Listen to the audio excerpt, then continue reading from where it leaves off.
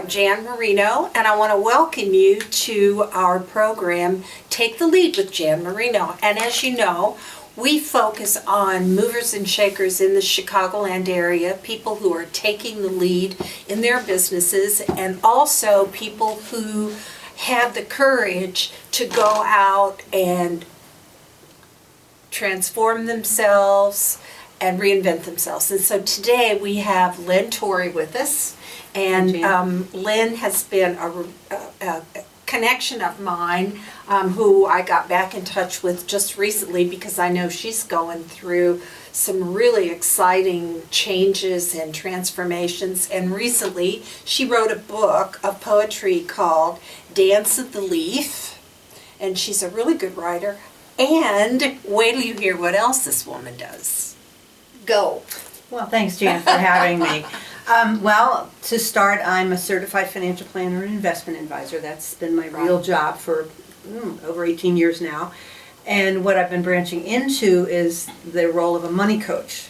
Because after being in finance for so many years, I was getting perplexed and frustrated both as to why women in particular were not following through with my recommendations about saving more, spending less, getting out of debt. Yes. And I really started delving into really first myself as to what was my story back in the day before I got into finance. And, you know, because I've had my own money stories and blah, blah, blah, and I don't want to bore you with all that. But I started delving deeper into me and tying it into the women. After I got divorced and became single again, so many women were looking to be saved by Prince Charming. And I started digging deeper and deeper and deeper into that whole money mindset, I call it, or financial personality.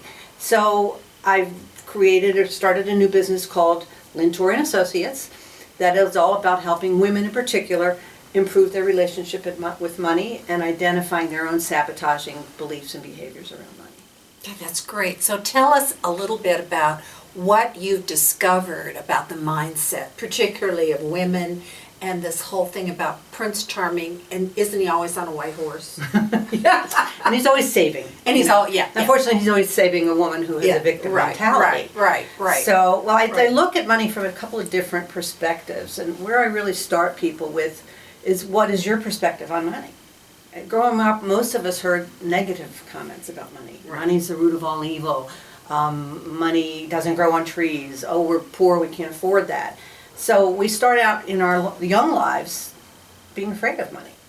More often than not. We're told to never talk about it. You know, one phrase I use all the time is that money's a lot like sex.